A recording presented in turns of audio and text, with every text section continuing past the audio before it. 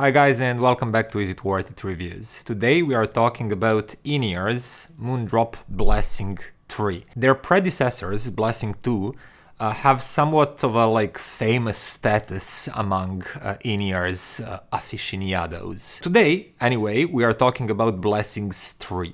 So quickly, I'll tell you that they come in quite big box and it feels and looks, I don't know, like luxury.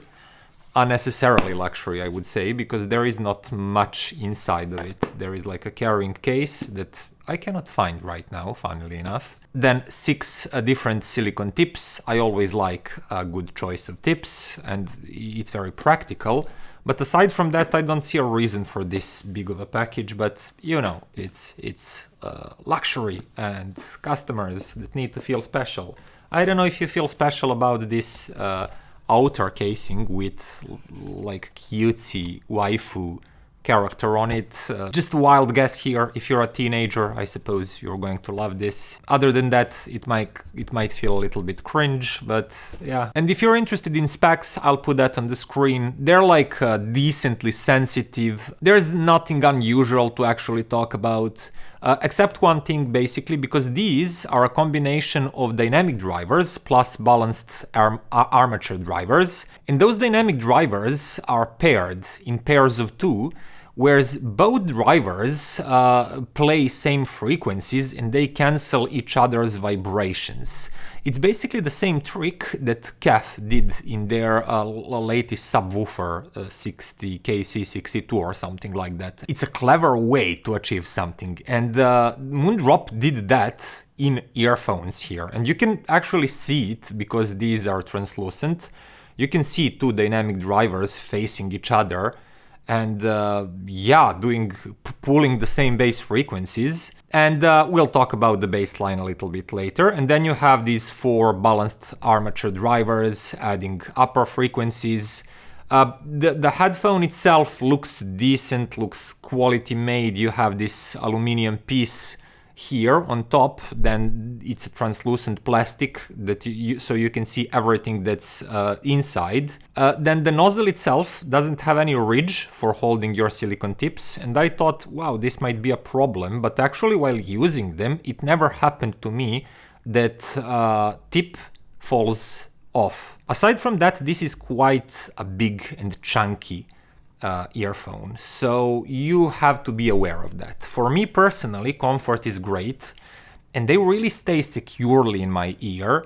They do not, I never felt that their weight is pulling them out, and there is no like weird point of contact with any part of my ear that I sometimes feel with some in-ears. So for me personally, with medium tips, these are quite comfortable and really good fit. But if you mind big, chunky, fat earphones, they might not be the best solution for you. Last thing before we go to sound, cable. Cable is quite good. It's not microphonic that much. It's not tangly really. I can basically tangle everything. Even the most tangle-free cable, as you can see, I can tangle it. But if it wasn't this good, this would be a mess that I couldn't untangle for like 15 minutes. I don't like using carrying cases and pouches. I always just put in-ears in my pocket and yeah, what happens, happens. So nice cable, nice quality build, nice fit, and let's talk about sound. Let's start with saying that Blessing 3 follows this Moondrop house sound. And what is that? That's basically that it feels very open and revealing, and there's like slight emphasis on higher, mid-range, lower highs.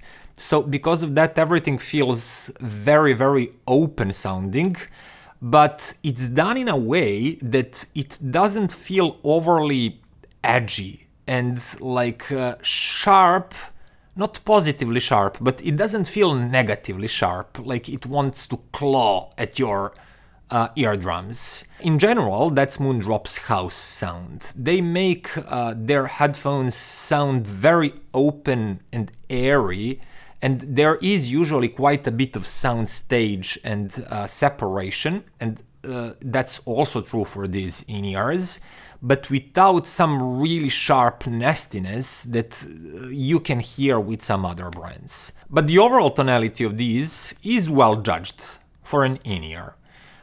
It has quite a beefy and present lower bass section, so that sub-bass and true bass around like 50 Hz up to 100 Hz is very powerful, dynamic and punchy. But then there is like that usual trick with in-ears where upper bass and lower mids are depleted.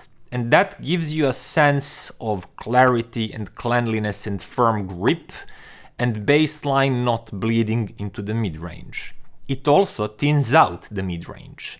So if you listen to very natural recordings of vocals and acoustic instruments, they will sound a little bit thinner and sharper.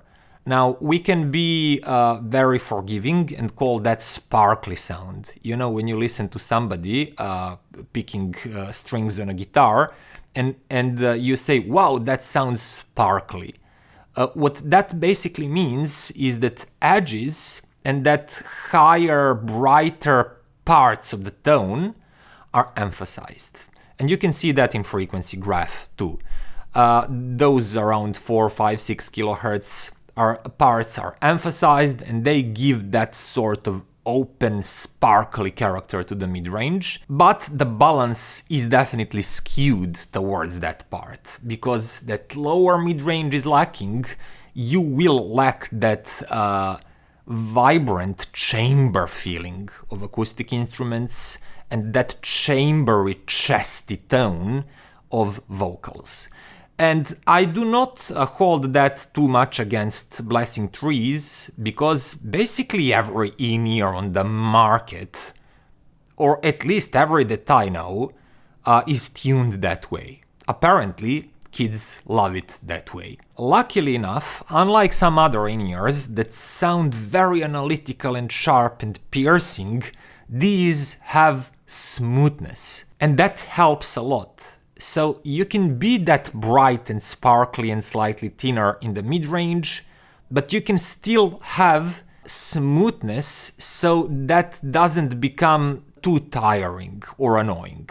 And the good thing is that you can EQ them, they react very nicely to EQing, and I'll talk about that just a little bit later, because now I don't want to forget to mention sound staging, separation and overall clarity. All of that is absolutely great with Blessing 3 for my taste and to my ears. For example, sound staging is probably the best I've heard. And bear in mind that I'm not like expensive in-ear type of guy.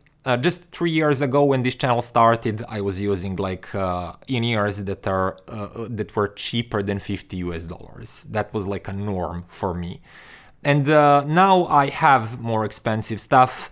I heard better stuff, but it's basically, this is it, like around $300 US is the limit for me. And up to that limit, what I've heard so far, Blessing 3 absolutely excel in how wide soundstage is, and the overall sense of space and declutter. There are clearly defined tones and then empty space around them and between them. There's dark background, and you can hear aftertones, and you can hear tone decays clearly because of that really good clarity. Then also the atmosphere, that sense of air in the recording and around the instrument is present, and it's done really well. Sound staging is basically great, in my opinion. You have very decent width and sense of depth and just overall space and airiness. For in-ears, of course, it will never sound as big planar headphones or like your speakers, but for in-ears it's quite great. Dynamics is also very good, so they are dynamically alive and jumpy sounding, especially in the bass line that has quite a bit of kick and good punch in the lower bass. upper bass is a little bit depleted, it doesn't have energy and vigor that I would ideally want to hear. But that leads me to EQing. So because of that I told you that every in-ear does that trick. They are sharpening and emphasizing higher frequencies to give you more presence, to give you in your face a little bit shoutier vocals and more sparkly tones. So for example, I did this EQ.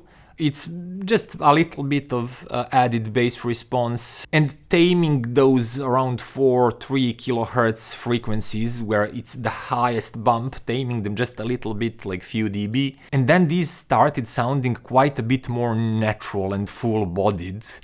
And I liked how they sound, because everything else, like good sound staging, airiness, great separation, and just speed and punchiness was preserved. But I just improved their tonal balance and their tone timbre. You might not feel that that's necessary if the things that you're listening to is mostly like overproduced pop. Like something like this, for example. Now, don't get me wrong, I like Billie Eilish. She's a great artist, and I'm not one of these grumpy old dudes that always claims that music is not what it used to be. It's different, but it's still good. And she's one of the good pop artists, and I like her songs. But this song, for example, is very overproduced. You have that overblown bass. Everything is dialed and compressed close to 0 dB. Everything is punchy and very, very bold in the bass and the mid bass, because it should sound good even on like small Bluetooth speakers and crappy AirPods and other fancy lifestyle products. It should sound good and engaging even on these, so it's overproduced. And it actually sounds very full and very good on the tuning of Blessings 3. And this slight depletion in the mid-bass actually helps with these kind of songs, because they feel a little bit more grippy, a little bit more controlled. But if you're listening something like I often do, for example, like this or this, with more acoustic instruments, it's more like real life recording, you'll notice that with the default tuning, guitars will sound a little bit chamberless. Like there is no that deep chamber, vibrant resonation. It's more stringy and sparkly. With that EQ that I've showed you before, everything just equals out, that there's more of tone juice and tone body. Vocals become fuller and more like lifelike. That sparkliness is toned down a little bit, but you just let it sink in for a few songs. Let your brain adjust to that fuller tonality, to more body, more vibrancy to the tone, and detoxicate itself. And you'll notice that that's actually more natural sound. Because real life tones, instruments, and vocals do not really sound like that. It's like if you would believe that what you see on Brazers is how real life lovemaking works. It doesn't. Like this most popular in-ear tuning isn't a real life representation of how everything sounds in real life. But some people, especially I think teenagers and young adults, they still prefer that kind of tuning. But I liked this EQ more than their default tuning. Other than that, everything else, all other characteristics that are not directly related to tonality, are quite great with these in-ears. And just before I end, a quick comparison with my so far favorite SeeAudio Bravery.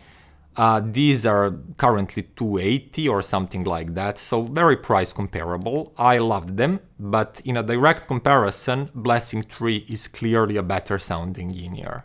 It has more bassline kick and grunt, and it just feels cleaner overall and a little bit more spacious.